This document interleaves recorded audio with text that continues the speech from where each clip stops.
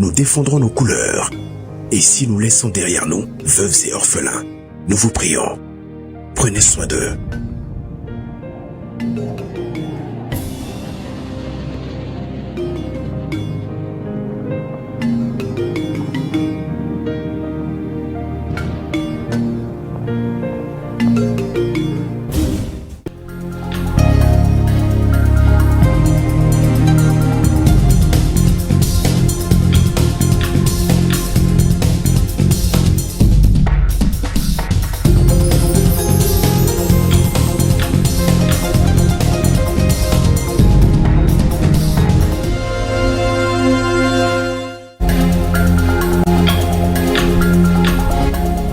Le président de la transition a remis aujourd'hui un chèque d'1,130 milliard de francs CFA au 13e contingent des stagiaires de l'APEJ. Le général Goïta a fait savoir qu'il fondait beaucoup d'espoir sur la détermination des jeunes bénéficiaires à s'insérer dans la vie active pour le développement du Mali.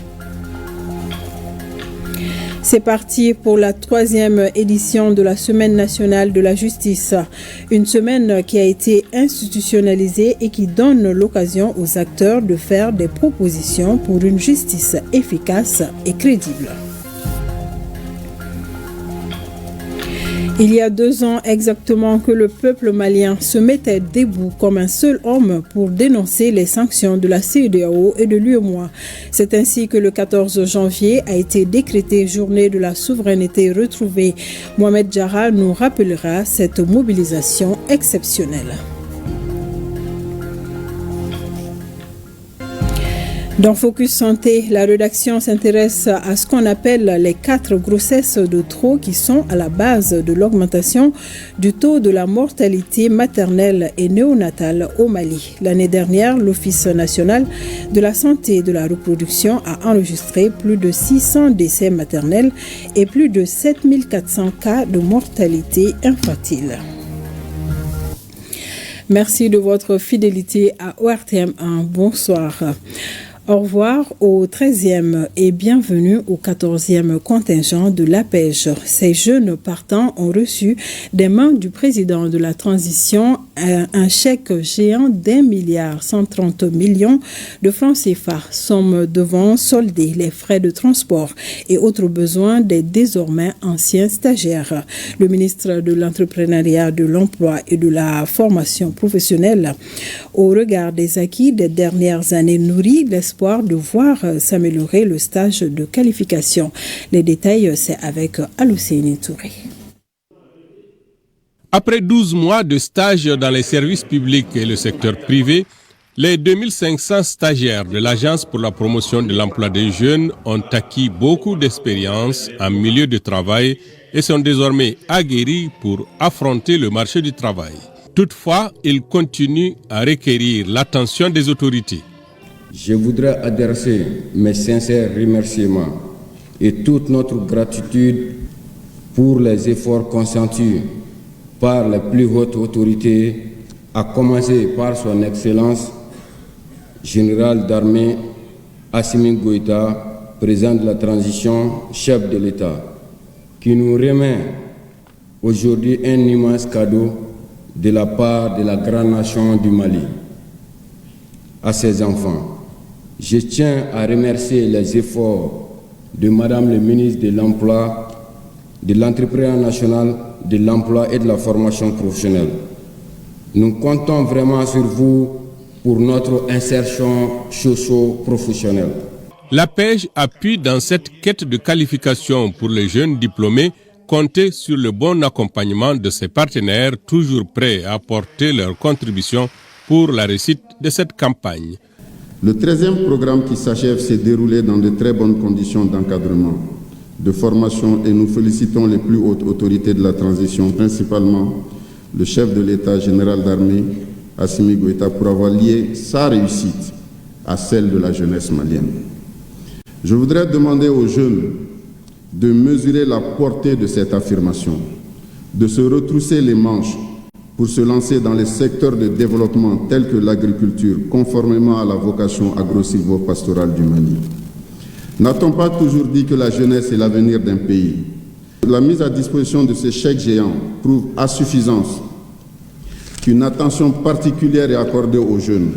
Ils doivent alors saisir les opportunités qui leur sont offertes et chercher à être compétitifs sur le marché de l'emploi. Nous, partenaires de l'APEJ, œuvrons à développer des stratégies afin que les jeunes du Mali aient le choix de rester dans leur pays et contribuer à son développement au lieu de s'adonner à des pratiques peu honorables ou de prendre des routes dangereuses à la recherche d'un Eldorado qui n'existe plus. De son côté, le ministre de l'Entrepreneuriat, de l'Emploi et de la Formation professionnelle a rappelé les grandes réalisations de la PEJ depuis le lancement des stages de qualification. Cette édition a permis à 2500 jeunes sélectionnés parmi 23 755 candidats de bénéficier de stages professionnels d'une durée de 12 mois au sein des services publics, des organisations consulaires partenaires et des organisations non gouvernementales pour servir en qualité de stagiaires. Depuis sa création, la PEJ a ouvert des perspectives à 53 236 jeunes diplômés dans le secteur public et 12 529 dans les entreprises privées, renforçant ainsi les bases du développement inclusif et durable de notre nation. Excellences, Monsieur le Président de la Transition, chef de l'État, votre présence en ce jour témoigne une fois de plus votre vision éclairée et de votre engagement indéfectible envers la jeunesse malienne qui constitue l'épine dorsale de notre pays. En inscrivant l'entrepreneuriat, l'emploi et la formation professionnelle des jeunes au cœur du programme de l'action gouvernementale, vous avez affirmé votre volonté de bâtir un Mali résilient et prospère. Votre approche stratégique, articulée autour de la trilogie éducation, formation professionnelle et emploi, constitue un levier essentiel pour promouvoir l'autonomisation des jeunes et garantir la stabilité de nos familles et de notre société. Ces efforts portés par votre leadership stratégique permettent de prévenir les fléaux tels que l'exode rural, la migration irrégulière et les dérives de l'économie parallèle, l'enrôlement de nos enfants dans le terrorisme, tout en créant un rempart contre les menaces sécuritaires. Exit donc le 13e contingent, place à présent au 14e, qui va pouvoir bénéficier de l'expérience et des conseils de leurs aînés au sein des différentes structures étatiques et privées. Le Mali compte sur vous et prenez toute la mesure de l'effort consenti par l'État. C'est en ces termes que le président de la transition s'est adressé ce matin aux 2500 jeunes stagiaires du 13e programme de formation professionnelle de l'APEJ. Ces jeunes ont reçu des mains du général d'armée Assimi Goïta un chèque géant de plus d'1 milliard de francs CFA pour faciliter leur insertion professionnelle. Retour sur les grandes lignes de l'intervention du chef de l'État avec Bourama Traoré. Il est géant par sa taille et lourd par sa valeur, plus d'1 milliard 130 millions de francs CFA. Ce chèque est remis au 13e contingent du programme de formation professionnelle des stagiaires de l'APEJ par le président de la transition.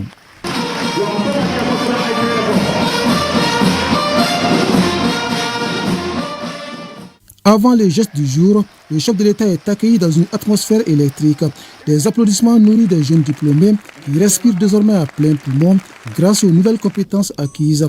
Puis retentit l'hymne national, solennité d'un acte qualifié ici de majeur.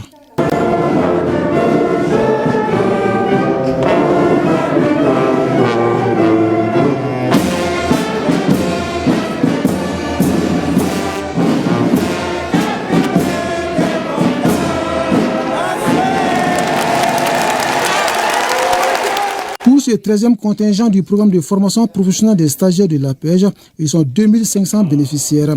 À ces jeunes, le chef de l'État a exprimé toute sa reconnaissance et son admiration. Votre attitude positive dans la construction nationale est porteuse d'une grande espérance pour notre pays. En votre qualité de porte-étendard de la nation, l'excellence et la probité doivent être vos repères dans le processus de refondation du Mali.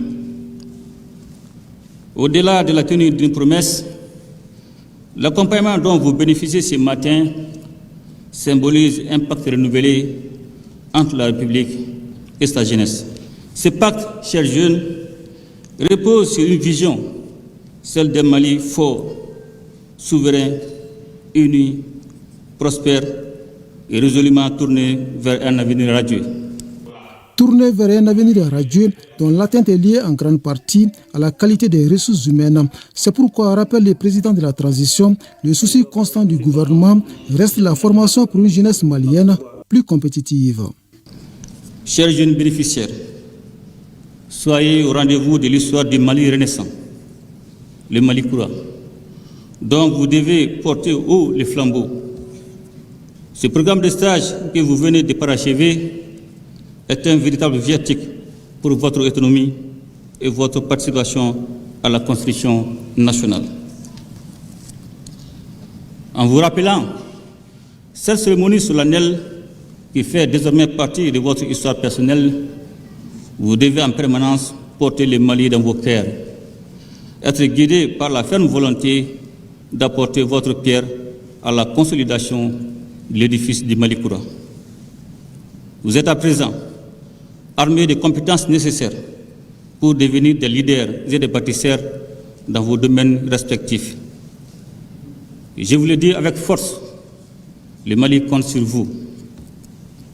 Chaque apprentissage que vous avez validé, chaque défi que vous avez relevé et chaque idée novatrice constitue une contribution inestimable à la marche souveraine et irréversible de notre pays.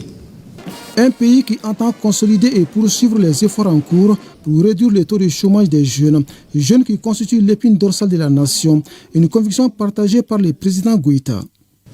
Le gouvernement poursuivra le soutien des initiatives en faveur de l'emploi, de la formation professionnelle et de l'entrepreneuriat.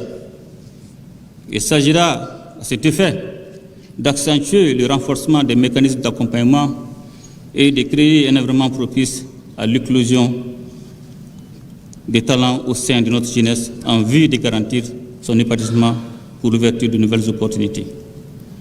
Dans la continuité des efforts en cours, 2500 nouveaux jeunes bénéficieront cette année 2025 des programmes de formation de l'APEJ. Toutefois, il est constant que le succès d'une telle entreprise à long terme dépendra de notre unité et de l'engagement citoyen de chacun de nous.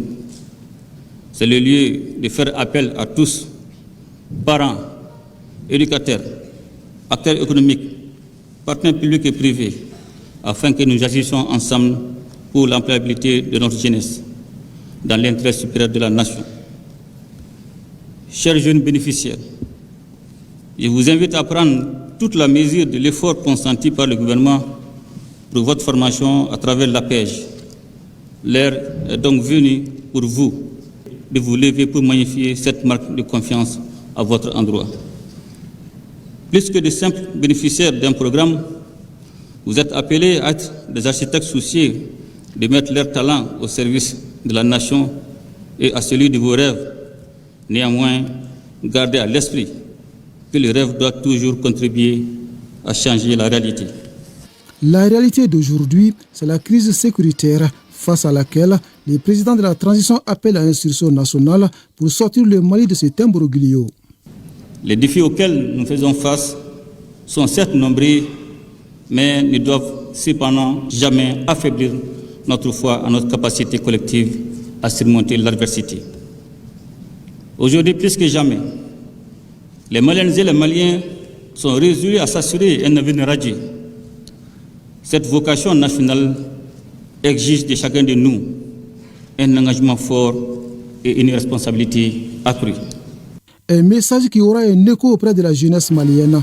Jeunesse dont le courage et la détermination aux côtés des autorités de la transition sont salués par le général d'armée Assimi Goïta qui précise. Le Mali ne se relèvera que par la force de ses enfants unis et déterminés. Vive la jeunesse malienne, espoir et avenir de la nation. Ensemble, nous ferons le Mali croix, qu'Allah bénisse le Mali et protège les Maliens. Sur ces vœux, le chef de l'État prend congé des jeunes du Mali, dans l'espoir que le message a été bien compris, afin que plus d'actes concrets soient posés dans le sens du renouveau du Mali. Concrétisation donc d'un engagement de la République envers sa jeunesse. Les 2500 bénéficiaires de stages de qualification professionnelle de l'APEJ ont remercié le président de la transition pour la promesse honorée. Au dire des bénéficiaires, cet appui financier permettra à chacun d'eux de développer des projets. Suivons leur réaction avec Barakissa Ouattara et Idrissa Traoré. C'est une jeunesse satisfaite et reconnaissante qui célèbre en ce jour le parachèvement d'une année de perfectionnement dans différentes structures, des efforts récompensés à juste titre à travers un chèque géant de plus d'1,130 milliard de francs CFA. Nous sommes émus, très émus d'ailleurs, parce que nous nous attendons que nous allons être payés, mais on n'était pas sûr que si ça allait être aussi rapide que ça. C'est un financement qui pourra nous aider vraiment à investir un peu dans nos projets. Je suis très ravie d'apprendre que le président même s'est déplacé, venir nous soutenir dans nos projets. Ce chèque représente un grand bonheur pour nous. Primo, secondo aussi, ça nous permet de réaliser beaucoup de projets que nous avons dans la tête. Je conseille mes camarades d'en faire un bon usage. Et ça, c'est la première fois. Mais je sais que ça n'arrive pas sur ça. Si on a reçu cet argent-là, pour moi, je sais que moi, je vais réaliser mon projet. On avait plein de projets et consorts, donc on n'avait pas de moyens pour financer nos projets. Je pense que ce fonds va beaucoup nous aider à investir dans nos projets. Ça pourra être aussi un moyen de financement de tout un chacun. Il y a des jeunes très dynamiques, il y a des projets dans l'avenir et ça pourra être un moyen aussi de financement à leur projet.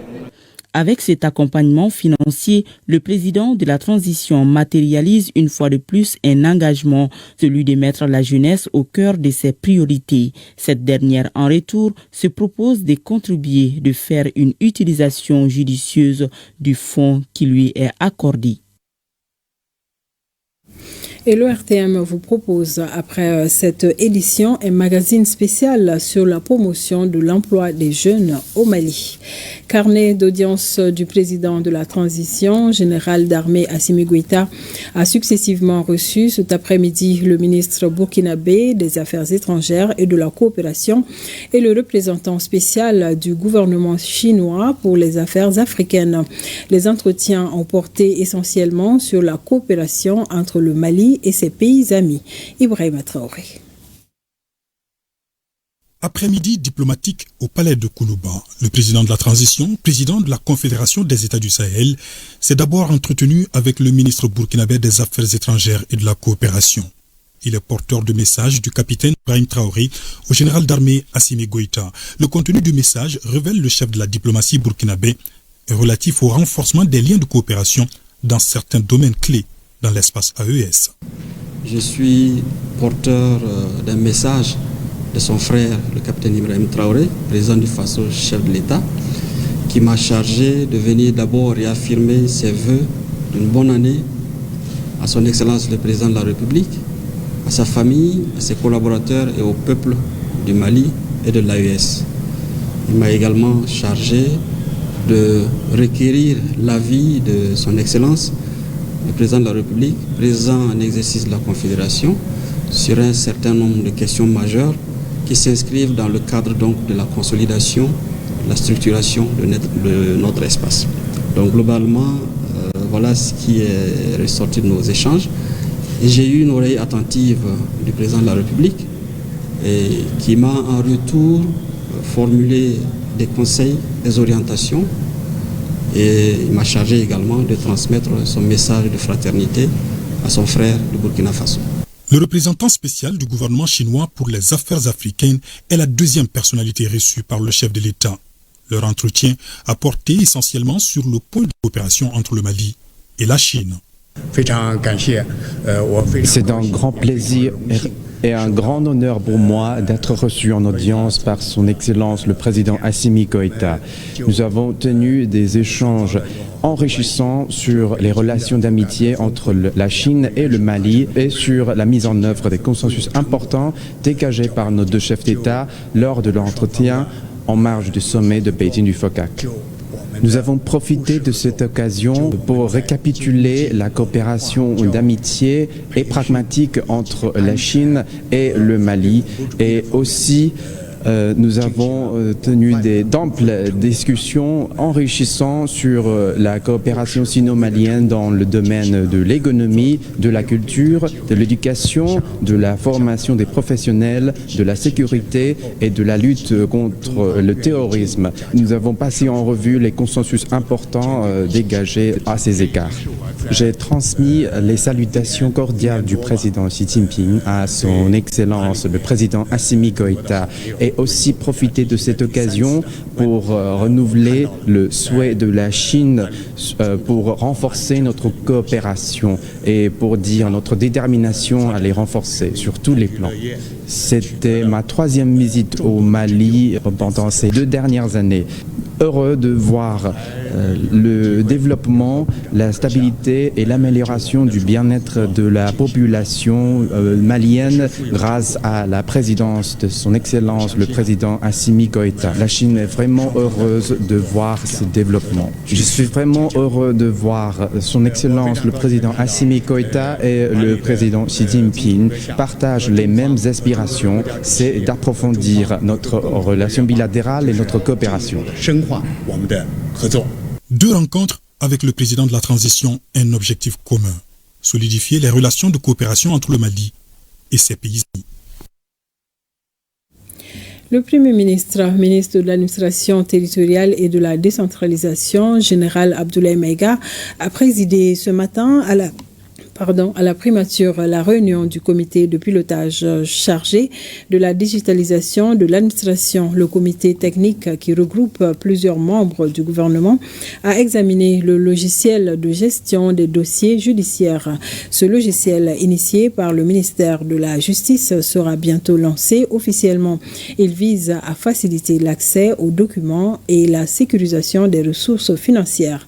Mamadi Koné et Aliou Touré. Lancé officiellement le 19 juillet 2024 par le président de la transition, l'opération de digitalisation des moyens de paiement est aujourd'hui une réalité au Mali. L'adoption d'un décret instituant le comité de pilotage présidé par le chef de l'État est une étape décisive dans cette digitalisation. 20 jours seulement après la signature du décret, le comité technique du comité de pilotage tient sa toute première réunion. La mise en place d'une telle structure fait suite à la fois à sa vision et à sa volonté affichée et annoncé lors de sa visite à Sikasso le 22 juin 2024. Et depuis cette annonce, bien entendu, plusieurs actions ont été réalisées. Je voudrais ici rappeler la digitalisation des moyens de paiement, à la fois de carte d'identité nationale, également de certains actes d'état civil et du casier judiciaire. Cette première réunion du comité technique du comité de pilotage chargé de la digitalisation de l'administration a examiné le logiciel de gestion des dossiers judiciaires, un logiciel développé par le ministère de la Justice et conçu par l'AGTIC, Agence des technologies de l'information et de la communication. Suivant la vision du chef de l'État, la digitalisation au sein de notre administration vise essentiellement à simplifier les procédures de travail, à permettre aux usagers d'accéder à plusieurs documents en un temps relativement court et surtout d'apporter beaucoup plus de transparence et in fine, bien entendu, de permettre au trésor public de recueillir beaucoup de ressources financières.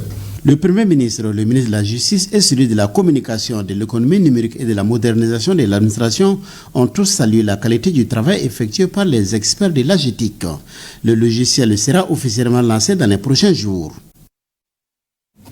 Un plan d'action est désormais disponible pour la satisfaction des besoins fondamentaux de la population. Il a été adopté cet après-midi à la primature lors de la rencontre mensuelle du Premier ministre avec le secteur privé. Pendant un an, il s'agit d'assurer la couverture des besoins fondamentaux à travers la réalisation d'un certain nombre d'activités identifiées. Sa mise en œuvre devrait avoir des effets immédiats sur le pouvoir d'achat des ménages. Reportage Mamadi Koné et Aliou Touré. Le plan d'action pour la satisfaction des besoins fondamentaux de la population à très court terme s'articule autour de 15 mesures. Ces mesures visent entre autres la réduction des taxes et impôts et des coûts de transport, l'administration des prix pour certains produits, l'allègement des conditions bancaires ainsi que la gestion efficace et le maintien de la production nationale sur le territoire national. L'importation d'une quantité de 100 000 tonnes de riz renouvelable pour anticiper sur l'atténuation des conséquences de l'inondation des champs. Suspendre la perception de la taxe sur l'importation d'une quantité de 30 000 tonnes de graines de coton. Suspendre la perception de la TVA sur l'importation des aliments de volaille et de poissons. Lutter contre les tracasseries routières et améliorer la fluidité des corridors d'approvisionnement du pays. Actualiser la structure des prix du riz, de l'huile alimentaire importée en vue d'une révision du prix indicatif plafond. L'application de ces mesures devrait permettre à un approvisionnement régulier du marché en denrées de première nécessité, de stabiliser les prix à un niveau supportable et acceptable, mais surtout de prendre en compte l'axe 3 de la lettre de cadrage remise au chef du gouvernement par le président de la transition. L'objectif du gouvernement, vous voyez un peu la présence massive, en tout cas de plusieurs ministres ici, c'est vraiment pour vous appuyer et vous accompagner. Nous savons pertinemment que la mission qui nous a été confiée, à savoir satisfaire les besoins fondamentaux des populations, le gouvernement ne constitue pas un acteur économique en tant que tel. Donc en fait, nous comptons beaucoup sur vous, sur votre patriotisme et votre abnégation qui n'a jamais fait défaut jusqu'à présent. Vous voyez qu'il y a beaucoup de choses à faire, mais comme je dis, en fait, ce cadre de concertation va coexister simultanément avec les autres cadres de concertation qui sont, j'imagine, dans tous les départements ministériels. Concernant le plan d'action, j'ai compris qu'il est assez modeste quand on regarde le nombre. Il s'agit de 15 mesures. Donc nous allons vraiment faire l'effort de le suivre, surtout de l'évaluer de manière rigoureuse. Le plan d'action dont la durée est d'un an sera financé par le budget national. Le suivi et l'évaluation de sa mise en œuvre seront faits régulièrement par le chef du gouvernement. Présentation de vœux couplés au pot de départ à la retraite au ministère de l'administration territoriale et de la décentralisation. Ils sont 16 partants à la retraite et au département. L'événement est célébré avec une note particulière cette année avec la nomination du ministre de l'administration territoriale à la primature, nous dit Famoussa Sidibé. Le ministère de l'administration territoriale et de la décentralisation a un département à la taille du Mali tout entier. Une équipe similaire à plusieurs bataillons. Ces vœux de nouvel an dépeignent une gestion silencieuse aux résultats colossaux. Intervenant à tour de rôle, le secrétaire général du département et le représentant des retraités joignent l'utile à l'agréable. Chacun d'eux reste dans la peau du professionnel tout court, même en ces instants décontractés. Ils reviennent tous deux sur les grands chantiers de l'administration territoriale, les réformes majeures au chapitre desquelles le redéploiement de l'administration et la réaffirmation de l'État sur l'ensemble du territoire national. Un travail de titan aux élans patriotiques. La poursuite du processus de transfert budgétaire de l'État aux collectivités qui est à plus de 20%, soit plus de 434 milliards de francs CFA et bien d'autres encore. Selon le personnel, tous ces chantiers trouvent leur couronnement en l'accession du général Abdoulaye Maïga à la primature. Toutes ces actions ont été réalisées sous votre haute impulsion et suivant vos orientations. Pour l'année 2025, tout le personnel entend œuvrer dans la même dynamique pour réaliser les actions d'envergure dans tous les domaines d'intervention du département. C'est sur cette note que, tout en vous réitérant le soutien du personnel dans la conduite de vos missions, je vous souhaite, Monsieur le Premier ministre, ministre de l'Administration territoriale et de la décentralisation, au nom de l'ensemble du personnel du ministère de l'Administration territoriale, une bonne et heureuse année 2025 dans un Mali apaisé et prospère. En guise de réponse à ce bilan pléthorique, le Premier ministre laisse entendre que les résultats sont le fruit d'un dévouement à l'actif du personnel. Ce n'est pas tout. Les administrateurs ont un nœud dans la gorge. Les disparus occupent les esprits et la mort tragique du gouverneur Alassane Traoré de Ségou ainsi que les otages encore en captivité, dont les familles sont sans nouvelles, attristent encore et toujours la grande maison. Les collègues travailleurs à la retraite se font le devoir tant humain que professionnel de s'incliner devant la mémoire de tous ceux et de toutes celles parmi les collègues qui nous ont quittés au courant de cette année. Nous prions pour le repos de leur âme. De même, nous avons une attention particulière pour nos collègues qui ont été victimes d'enlèvement dans l'exercice de leurs fonctions, retenus en otage par les forces du mal contre lesquelles l'État se bat avec énergie. À cet égard, nos pensées vont singulièrement à l'endroit de M. Drissa Sanogo, alors préfet du cercle de Gourmanaros. À tous ces propos, le ministre de l'Administration territoriale et de la décentralisation trouve les mots et les actes qui vont avec. Si l'année 2024 a été une année d'œuvre accomplie, elle a été également une année de preuve pour notre département. En effet, au cours de l'année écoulée, le département a perdu d'éminents cadres en fonction, notamment le conseiller technique Salifou Dambélé, le gouverneur de la région de Ségou, le contrôleur général de police Alassane Traoré, qu'Allah les accepte au paradis, et plusieurs autres agents dans les circonscriptions administratives et les collectivités territoriales. C'est le lieu pour moi de saluer la mémoire de nos illustres disparus et vous inviter à observer une minute de silence pour le repos de leur âme, ainsi que celle de tous les disparus et de toutes les victimes civiles et militaires tombées sur le champ de l'honneur dans les pays de l'Alliance des États du Sahel. Merci, je vous en prie. Nous n'oublierons pas également ceux qui sont pris en otage. Je pense que vous avez évoqué le cas du préfet Drissa Sanogo. Soyez rassurés que les plus hautes autorités ne ménagent aucun effort pour qu'il puisse recouvrer sa liberté. J'ai été particulièrement sensible aux propos très aimables formulés à mon endroit et à ma famille par le représentant du personnel et le porte-parole des retraités. Je vous en remercie très sincèrement et en retour, je formule pour chacun et chacune de vous, ainsi qu'à vos familles respectives, mes vœux de santé, de prospérité, de longévité, de succès et de réussite. Mesdames et messieurs, l'année 2024 a été une année de défis pour notre pays et par ricochet pour notre département. Grâce à la détermination, à l'engagement et aux efforts conjugués de tous, nous avons ensemble pu relever les défis et parvenir aux résultats très appréciables que le secrétaire général du département vient d'énumérer. Mesdames et messieurs, les résultats atteints par notre pays en 2024 l'ont été grâce au leadership de son Excellence le général d'armée Assimi Goïta, président de la transition, chef de l'État, qui ne ménage ni son temps ni son énergie pour la stabilité et la souveraineté de notre pays. Ces résultats l'ont été également grâce à votre dévouement, vous tous, votre patriotisme, votre loyauté, votre sens élevé de la responsabilité et votre amour pour le travail bien fait, que je salue et je vous félicite. Mine de rien, certains retraités parmi les 16 sont à 40 ans de service. Le repos est donc bien mérité pour les jeunes retraités.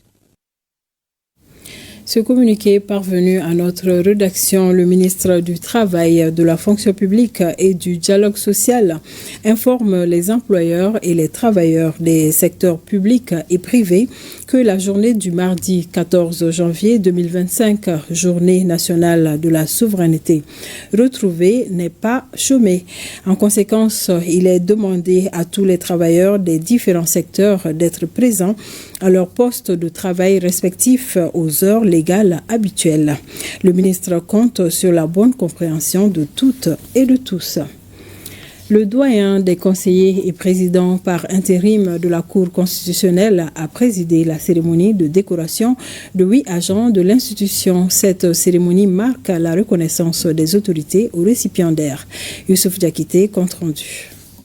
La Cour constitutionnelle honore certains de ses agents. Ils sont 8 personnes à recevoir leur médaille, 3 élevés au grade de chevalier de l'ordre national et 5 de la médaille de l'étoile d'argent du mérite national avec effigie abeille. Les récipiendaires se disent honorés à travers ces distinctions. Permettez-moi de remercier le bon Dieu et de vous remercier pour la reconnaissance de nos mérites, c'est-à-dire les qualités distinctives de nos modestes personnes, mais aussi et surtout pour l'honneur que vous faites à chaque récipiendaire en nous décernant les présentes médailles. Chers conseillers, sachez que ce fut un honneur et surtout un bonheur pour nous d'avoir travaillé à vos côtés. Mesdames et messieurs, la cérémonie qui nous réunit ce jour est certes simple, mais pleine de signification, car elle consacre la remise solennelle de décoration aux récipiendaires de la Cour constitutionnelle du Mali, marquant ainsi la reconnaissance de la nation à des hommes et femmes qui ont mis leurs compétences, leur savoir et leur savoir-faire au service du Mali. Votre ponctualité, votre assiduité au travail, l'exécution correcte des tâches avec professionnalisme me permettent aujourd'hui de vous adresser toute ma gratitude pour le patriotisme, la discrétion, la disponibilité, la courtoisie, le sérieux et la grande compétence dont vous faites montre au quotidien. Cette cérémonie solennelle qui marque leur entrée au sein de l'ordre a enregistré la présence des parents, amis et collaborateurs.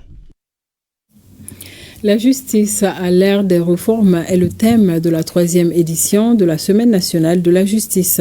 Une semaine qui a été institutionnalisée et qui donne l'occasion aux acteurs de faire des propositions pour une justice efficace et crédible. Le ministre Kassogué a réaffirmé sa détermination à combattre toutes les formes d'abus et de déviance dans l'accomplissement du service public de la justice. Garibou Pérou, Tchédje Kamara, compte rendu. Briser les barrières et rendre la justice accessible, proche des justiciables, est une des raisons de l'institutionnalisation de la Semaine nationale de la justice. Ces rendez-vous de la grande famille judiciaire avec les citoyens est l'occasion d'écouter et de comprendre pour aboutir à la bonne distribution de la justice. En qualité du président de la commission d'organisation, Dr Diarra construit son intervention sur les valeurs indiciaires de confiance. L'indice de confiance en la justice est passé de moins de 30% à 72% selon le dernier sondage du Malimètre 2024. Il ressort de cette même enquête d'opinion datant du premier trimestre 2024 au point 58 du document, je cite, « Le niveau de confiance en la justice malienne s'est beaucoup amélioré au cours des dernières années avec un taux de 72% en 2024, soit une augmentation de 18 points de pourcentage par rapport à l'année dernière, passant de 54% en 2023 contre 72% cette année. Images et chiffres sont les éléments constitutifs des réformes opérées dans le secteur de la justice. Et c'est avec satisfaction que le président de la commission résume s'appuyant sur les textes en vigueur. Le nouveau code pénal compte 702 articles contre 328 dans l'ancien. Et le nouveau code de procédure pénale compte 1373 articles contre 634 dans l'ancien. Nous pouvons affirmer, Monsieur le ministre, que d'antan, le grand corps malade a retrouvé en 2024 une santé de fer et ne cesse d'étonner par ses performances suite à la prophylaxie experte administrée et aux excellents médecins à son chevet. Donner un sang nouveau est le combat sempiternel engagé par le garde des Sceaux. Il met en marche la machine judiciaire. L'impunité jadis générée par le vide juridique et l'insuffisance de la loi, s'agissant de certains comportements socialement condamnables ou contraires à nos valeurs sociales et culturelles, mais ne tombant pas sous le coup de la loi pénale, n'existe plus. Les abus de pouvoir, corruption, pléthore dans les quartiers pénitentiaires, faux frais de justice, le ministre Kassogué apporte un traitement de choc. Je voudrais rappeler opportunément certains propos tirés de la leçon inaugurale en 2005 du doyen Kéba Mbaye. Je cite, que ceux qui détiennent une parcelle de pouvoir et en abusent, ou qui se sont enrichis en foulant aux pieds les règles d'éthique se les disent, ils n'inspirent aucun respect aux autres. Or, le respect de ses concitoyens est le bien le plus précieux du monde. Je voudrais réaffirmer ici ma détermination et mon engagement ferme à combattre toutes les formes d'abus et de déviance dans l'accomplissement du service public de la justice quel que soit l'auteur. Doter notre pays d'une justice moderne, débarrassée de toute forme d'impunité, est le nouveau visage de la justice qui apparaît dans le discours du ministre Kassogué. Il a salué et remercié le président de la transition pour le soutien constant pour la marche progressive de la justice. Cette troisième édition m'offre l'heureuse occasion d'exprimer notre gratitude réitérée à l'endroit du président de la transition, chef de l'État, son Excellence le général d'armée Assimi Goïta, pour son accompagnement et son soutien constant et inestimable à notre département dans la mise en œuvre de cette activité depuis le lancement de cette belle initiative en 2022. Aussi, le président de la transition, chef de l'État, vient d'instruire la création de la médaille des mérites de la justice. Dans le même ordre d'idées, mettant en œuvre sa vision et ses orientations éclairées, nous envisageons l'institution du prix de l'intégrité judiciaire, Feu Daniel Amagouin Tessougué. Bravo. Remise d'exemplaires du code pénal et du code de procédure pénale aux institutions, aux acteurs de la justice. La semaine ainsi lancée sera ponctuée par la visite du tribunal de travail rénové, formation collégiale au pôle national économique et financier, sensibilisation sur l'harmonisation de l'utilisation des symboles de l'État à Caille, lancement d'un nouveau logiciel de gestion des dossiers judiciaires et visite à Mopti de l'hôtel de justice. Il s'agit à travers une série d'activités de mettre en lumière le monde judiciaire pour le bon fonctionnement de la société. Cap sur Koulikoro pour une rencontre d'échange entre le gouverneur de la région et les préfets, sous-préfets, maires, représentants des chefs de village, la CAFO et la jeunesse sur la visite du président de la transition dans la ville de Koulikoro. L'arrivée du président de la transition à Koulikoro le 15 janvier prochain, la présentation des différentes commissions d'organisation, les stratégies de mobilisation sont entre autres sujets abordés. Djemba Moussa Konate. Cette réunion boucle ainsi la série des rencontres entreprises par le chef de l'exécutif régional depuis la semaine dernière dans le souci de bien préparer l'arrivée du président de la transition le 15 janvier 2025 à Koulikoro. Le colonel Lamine Kapori Sanogo a échangé avec les invités sur les stratégies de mobilisation pour rendre la visite agréable au président de la transition. Ce sont des événements majeurs. Alors, comme vous le savez, une importance particulière a été accordée aux légitimités traditionnelles et cela va se concrétiser à partir de Koulikoro le 15 janvier prochain, Inch'Allah. En 2002, presque toutes les anciennes régions du Sud ont bénéficié d'un stade digne de ce nom, à l'exception de Koulikoro. Donc, la pose de la première pierre alors, de ce Tarina va permettre aux Koulikorois, dans leur majorité, de savoir que la transition ne les a pas oubliés. Au cours de la réunion, les différentes commissions d'organisation ont été présentées aux délégués des 8 cercles de la région de Koulikoro. Les échanges ont également porté sur les stratégies de mobilisation et la désignation des correspondants des cercles pour faciliter l'identification et la restauration. L'appel que j'ai lancé à l'ensemble des forces vives de la région de Koulikoro, c'est de se mobiliser, de se sentir concerné par ces grands événements. Pour ce faire, chaque maire, chaque chef de quartier, de village, chaque présidente des associations des femmes, d'organisations socioprofessionnelles, chaque organisation de jeunes, l'ensemble de la société civile a été investi en ce qui concerne la mobilisation. Et des tâches ont été confiées aux uns et aux autres en ce qui concerne surtout la restauration et l'occupation des places au niveau du stade rénové. Le président de la transition, le général d'armée Assimi Goïta, procédera au cours de sa visite à la pose des premières pierres du vestibule des légitimités traditionnelles de Koulikoro, du stade de basketball ultra-moderne, 3e du genre en Afrique, après celui du Rwanda et du Sénégal, et à l'inauguration du stade Diarra H rénové.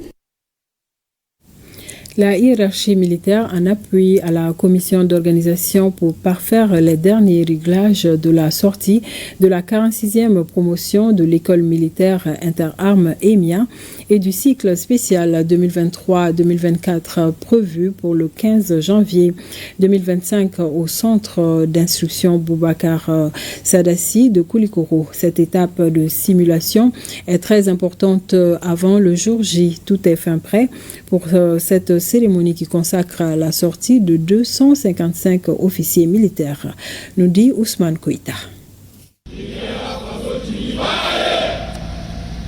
Exercice de simulation pour la cérémonie de sortie de la 46e promotion de l'école militaire et interarmes de Koulikoro et du cycle spécial 2023-2024 prévu pour le 15 janvier 2025 au centre d'instruction Boubacar Sarrassi de Koulikoro. Cet exercice est une véritable occasion de parfaire le dernier réglage, la revue des troupes, la remise des sabres et des pelotes au promis, le baptême de la promotion, la prestation de serment.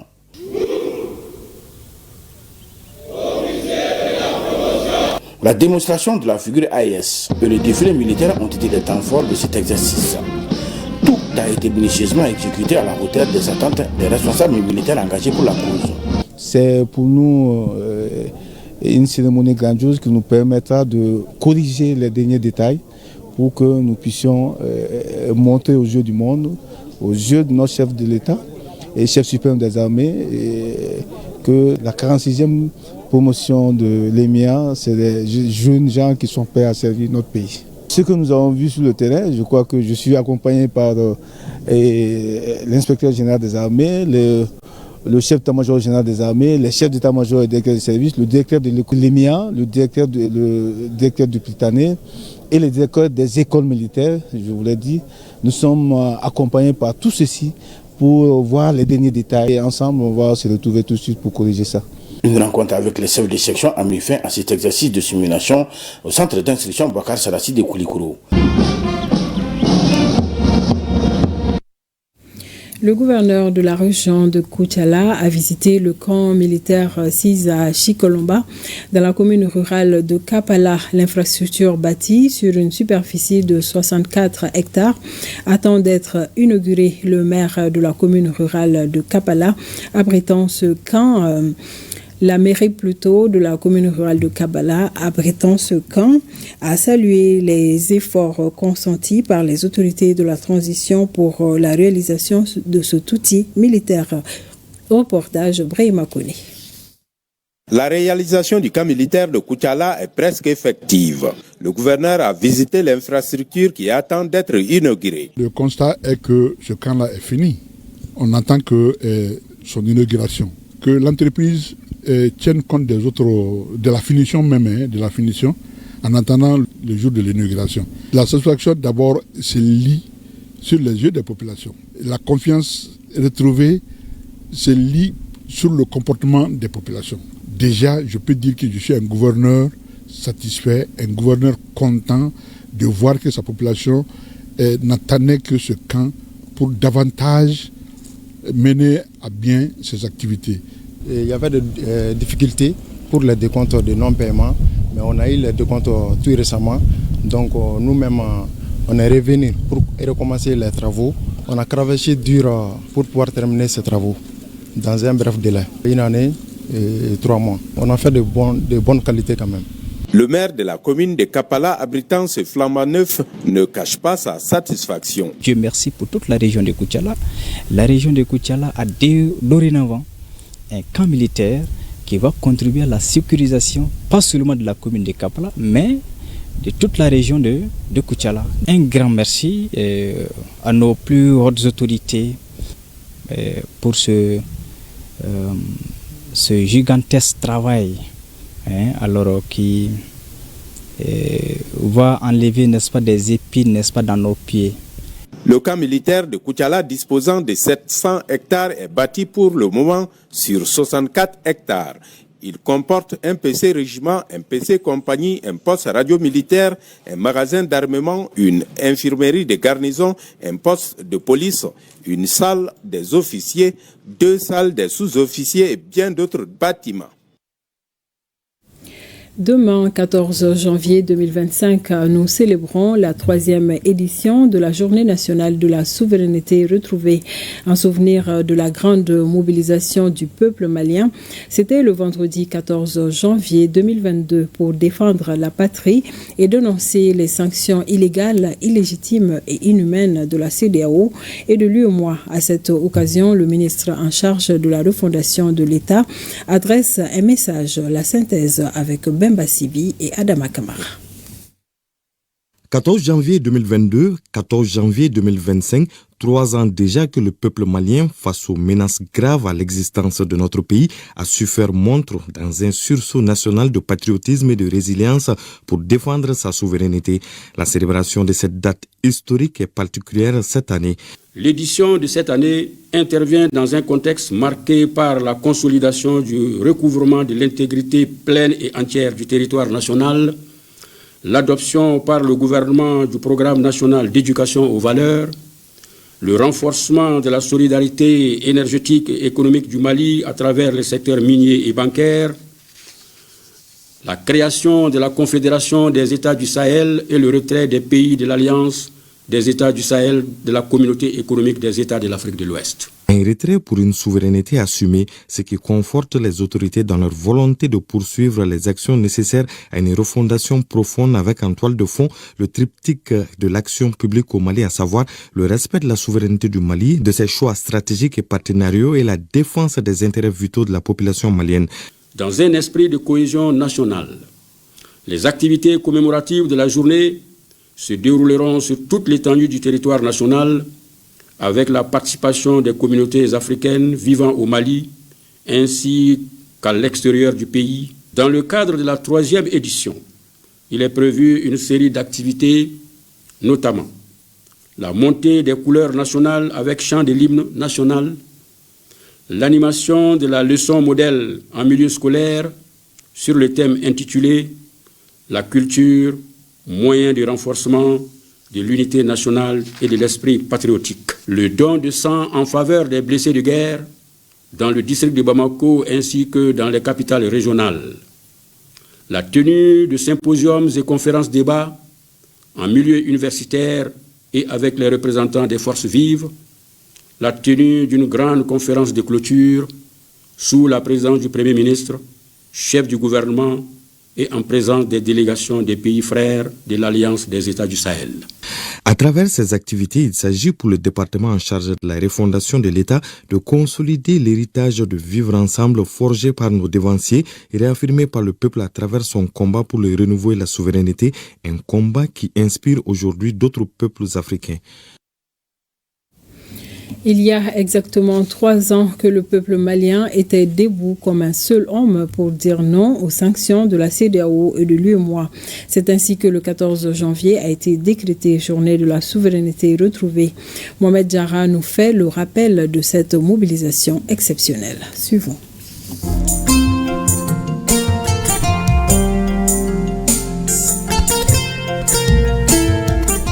Le Mali, terre des grands empires et de guerriers, le pays de Souniata Keïta a souffert le martyre. Ce jour 14 janvier 2022 coulait des larmes. Oui, des larmes suite à la trahison et au complot ourdiche pour des desseins inavoués. Le Mali, notre pays, revenait de loin après le renversement du régime du président Ibrahim Boubacar Keïta le 20 août 2020. Les unités de la transition héritaient d'un pays en lambeaux, d'une armée exsangue. 9 mois après le renversement du pouvoir, la situation n'évoluait guère. Alors, une rectification s'imposait afin de faire face aux défis urgents et mettre fin à la souffrance du peuple. C'est ce moment qu'on choisit la CEDEAO et l'UEMOA, 2 organisations sous-régionales dont le Mali est membre fondateur, pour tourner le dos à notre pays en lui imposant des sanctions illégitimes, illégales et inhumaines. Nous sommes en janvier 2022. Ce fut la goutte d'eau qui déborda le vase. Mais c'était sans compter avec la résilience qui est assurément malienne. Loin de se laisser abattre par tant d'épreuves qui lui ont été injustement imposées, le peuple meurtrier du Mali, dans un sursaut national exceptionnel, s'est tenu debout comme un lion pour soutenir les autorités de la transition dans leur volonté de défendre la souveraineté de notre pays. Des meetings et d'autres mobilisations grandeur nature étaient organisés simultanément dans toutes les capitales régionales du Mali.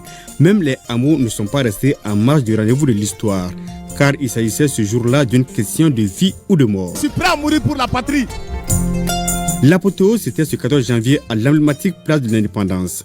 Ce jour-là, la voix du peuple malien a résonné et fait écho dans le monde entier pour dire non à la servitude, à l'impérialisme, au néocolonialisme, pour clamer haut et fort son soutien, sa fidélité aux femmes, aux unités de la transition. Le 14 janvier a donc été décrété journée de la souveraineté nationale en souvenir à cette grande mobilisation. Ce jour-là, les Maliens écrivaient une nouvelle page de leur histoire politique. La mobilisation autour de la souveraineté retrouvée a été contagieuse et s'est emparée du Niger et du Burkina Faso, deux pays frères qui ont subi le même sort que le Mali. Leur seul tort a été aussi, comme le Mali, d'avoir décidé de prendre leur destinée en main avec le vent du changement.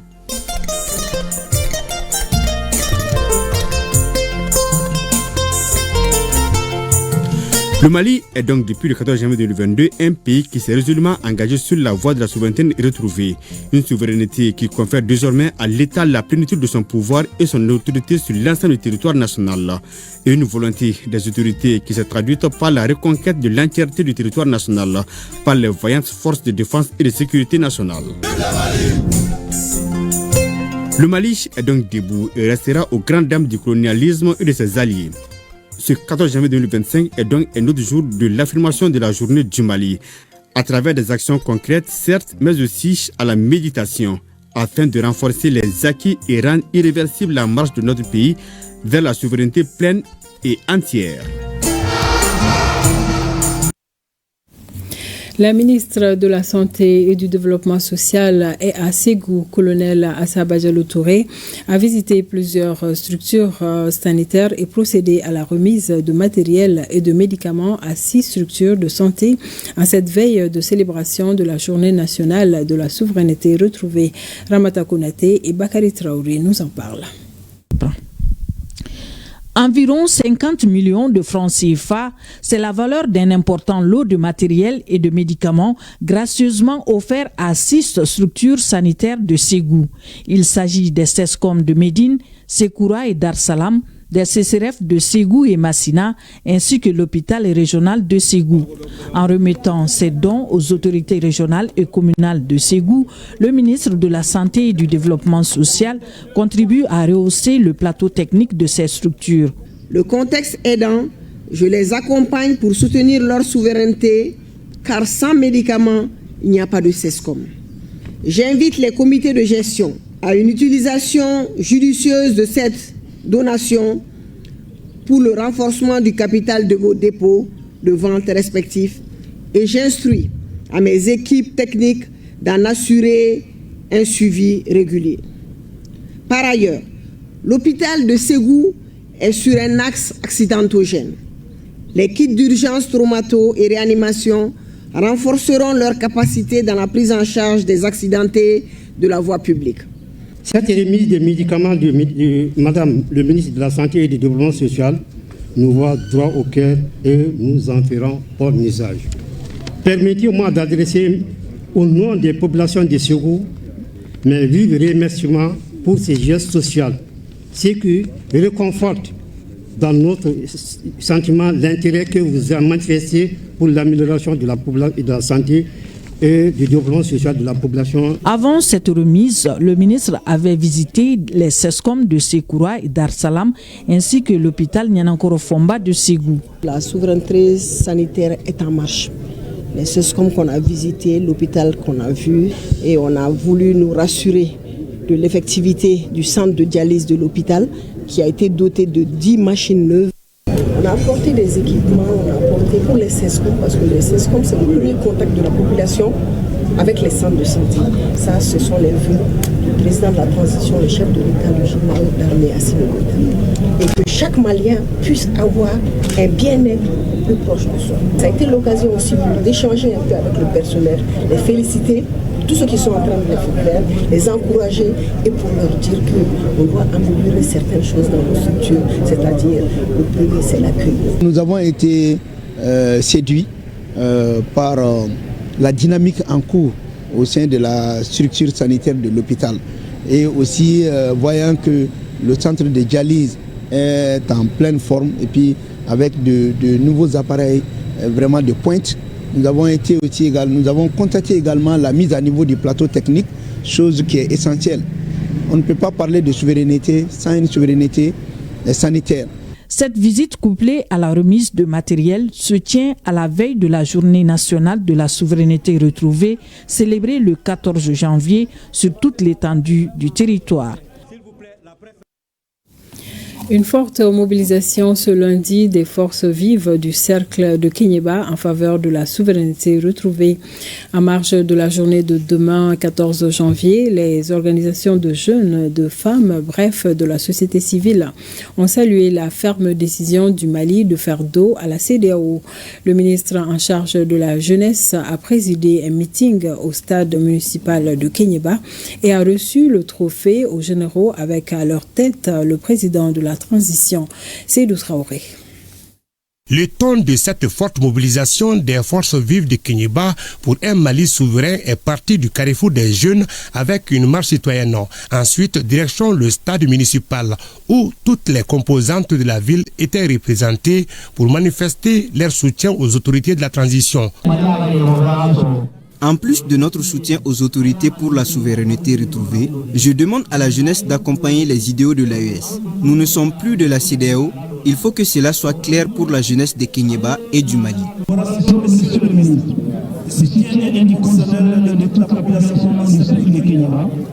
Sous la communauté de la société civile, les forces vives du cercle, notamment sa jeunesse engagée, qui nous a toujours été aux avant postes dans tous les combats. Ces combats, nous le faisons pour nous-mêmes et pour le pays. Monsieur le ministre, le nom de Kéniéba vient d'une expression malécaine signifiant beaucoup de sable. Kénié, sable. Beaucoup, bas. À l'époque où naissaient les villages s'étalaient sur l'actuel emplacement du Grand Marché et sur ses environs immédiats, était un important parc de sable, le résultat de l'érosion. En plus des communications sur les effets néfastes de la drogue, de l'appel des jeunes du Mali à la mobilisation, le ministre en charge de la jeunesse a salué les forces vives de Kéniéba pour leur patriotisme. C'est un gros message que Kéniéba est en train de lancer aujourd'hui, pas seulement à Kéniéba, mais à travers tout le pays. Pour dire qu'aujourd'hui, nous avons besoin d'une unité de toutes les forces vives de la nation pour tenir aujourd'hui cette transition. Ce n'est pas la transition du président de la transition, ce n'est pas la transition des ministres, du Premier ministre, des membres du CNT, mais c'est la transition de tous les Maliens. Donc tous les Maliens devraient se donner la main aujourd'hui afin que ce soit une transition réussie. Et je pense que Kéniéba, le message est très clair, ils l'ont exprimé et nous en sommes très fiers. Le préfet, au nom de tout Kéniéba, a remis au ministre des trophées de félicitations aux autorités de la transition. Cette visite du ministre Fomba à Kéniéba a été couplée à la remise officielle des clés de la maison des jeunes de la ville, réalisée par l'entreprise Bitougol. Le ministre a sacrifié une tradition en rendant une visite de courtoisie au chef de village, couronné par des bénédictions pour la réussite de la transition. Et toujours dans le cadre de cette célébration, le ministre de l'Élevage et de la Pêche s'est rendu au camp militaire El Hadj Oumar Tall de Nioro pour saluer au nom des plus hautes autorités la bravoure des femmes lors de l'attaque du 6 janvier dernier et pour présenter ses condoléances pour le soldat tombé au cours de cette attaque barbare. Moussa Diakité. À sa descente d'avion, le ministre de l'Élevage et de la Pêche a été accueilli par le gouverneur de la région et des populations venues de tous les coins de la ville. Il s'est aussitôt rendu au camp militaire El Hadj Oumar Tall pour saluer au nom des plus hautes autorités du pays la bravoure des femmes lors de l'attaque djihadiste du 6 janvier dernier et pour leur présenter ses condoléances pour les soldats tombés au cours de cette attaque barbare. Au nom des plus hautes autorités, en prélude à la journée de la souveraineté retrouvée, mais nous avons tenu à vous féliciter, vous remercier, vous encourager. Félicitations pour le travail abattu. Et nous, le peuple malien est fier de vous. Le peuple malien compte sur vous pour la victoire finale relativement aux terroristes. Vous encouragez pour le service que vous allez rendre encore et encore pour ce peuple. Et pour que cette guerre asymétrique puisse être terminée à jamais dans notre pays. Le ministre Youbaba, fils du terroir, a eu droit à un bain de foule avant de se rendre chez la notabilité religieuse de la ville pour apporter le soutien moral du président de la transition et des membres du gouvernement. Sur un tout autre plan, la compagnie malienne pour le développement des textiles CMDT a tenu ce matin la 103e session de son conseil d'administration. Les administrateurs ont examiné et adopté le projet de budget 2025 qui se chiffre à 432 milliards en dépenses et à 434 milliards en recettes, soit un bénéfice de plus de 2 milliards de francs CFA. La compagnie va se doter d'un plan quinquennal de développement 2026-2030. Annonce faite par le PDG de la structure. Le point avec Siaka Konati. Les projets de budget 2025 de la compagnie malienne pour le développement des textiles CMDT, qui vient d'être adopté par la 103e session du conseil d'administration, dégage un bénéfice de 2 milliards 400 millions de francs CFA. En termes de produits, nous nous attendons à 434 milliards de francs CFA. Et en termes de dépenses, nous nous attendons à 432 milliards pour un bénéfice de 2 milliards de francs CFA. Ce budget prend en compte les changements en vue à la CMDT, c'est-à-dire l'érection en direction régionale des filiales sud de Sikassou, nord-est de Koutiala, centre de Fana et ouest de Kita. Pour ce qui est des investissements, il s'élève à plus de 13 milliards de francs CFA et la CMDT va investir dans la digitalisation des procédures et les énergies renouvelables pour réduire les coûts d'exploitation, éviter du retard dans les paiements des producteurs. La campagne 2024, elle a été une campagne difficile dans le cadre de la mobilisation des financements qui nous ont mis des retards, comme l'ont constaté les uns et les autres. Les derniers paiements de coton-graine ont été réalisés sous ma gouvernance quasiment en fin août. Et aussi, la mobilisation du financement bancaire a été assez difficile. Mais cette année, nous avons pris toutes les dispositions nécessaires pour être en mesure de payer le coton-graine des producteurs, l'argent des producteurs avant le début de l'hivernage. Et ça, grâce à la facilitation du gouvernement du Mali. L'exercice 2025 sera marqué par l'élaboration de la stratégie de développement de la CMDT pour la période 2026-2030. C'est pourquoi le PDG appelle les travailleurs à s'investir pour réussir ces challenges.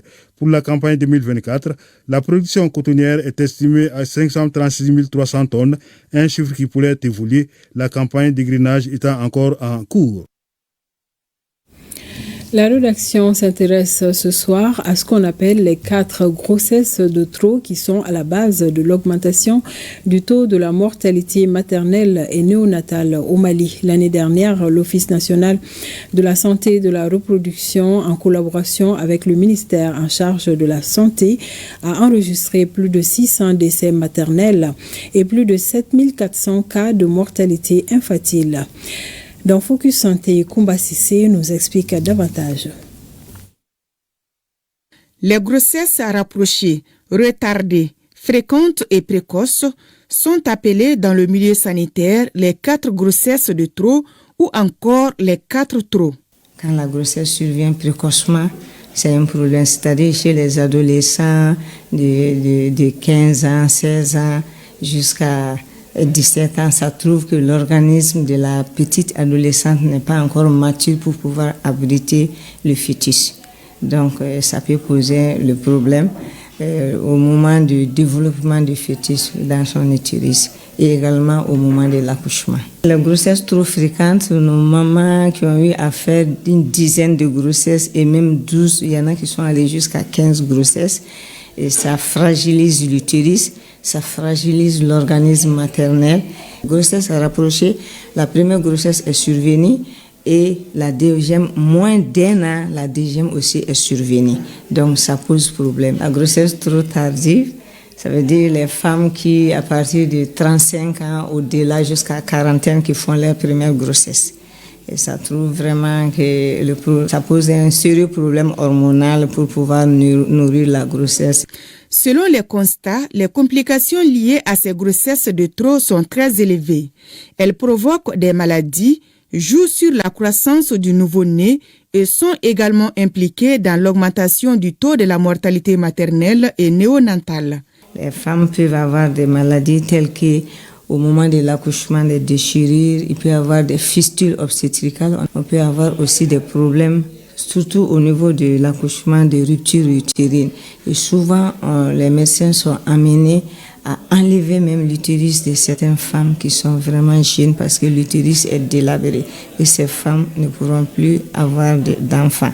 Donc pour le nouveau-né, on a un problème de retard de croissance. Là, cet enfant peut naître avec des petits poids de naissance. Il n'est pas prématuré, mais il a un petit poids de naissance. Et l'enfant peut souffrir aussi parce que, eu égard à sa fragilité, et ces souffrances fétales peuvent entraîner des problèmes vraiment d'intelligence, des problèmes de quotient intellectuel bas et de débilité mentale. Par rapport à la mortalité, nous avons vraiment une mortalité élevée liée à ces grossesses de trop.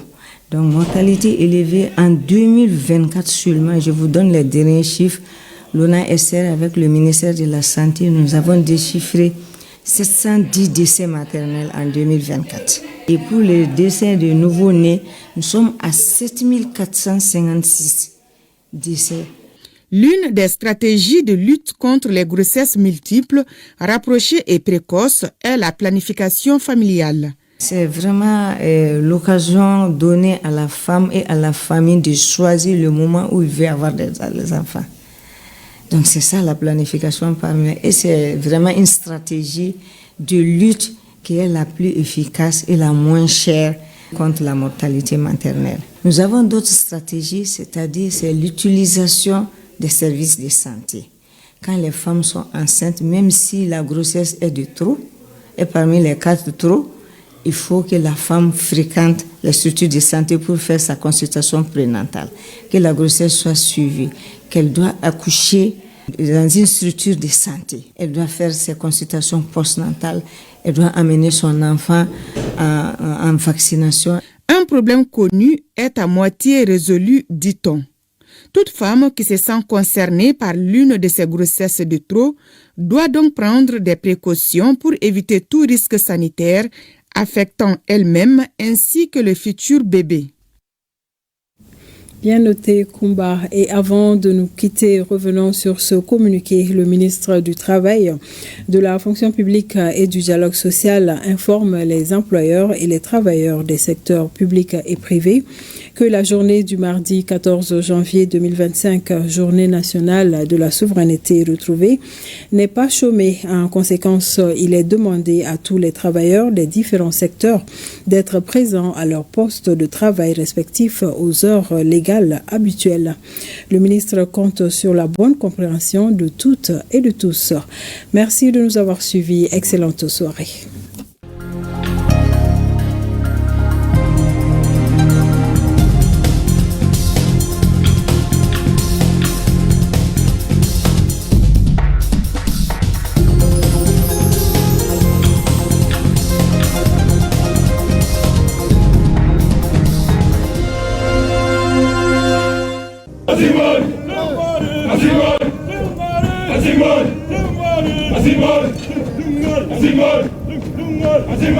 Nous laissons derrière nous tout ce que nous avons de plus cher.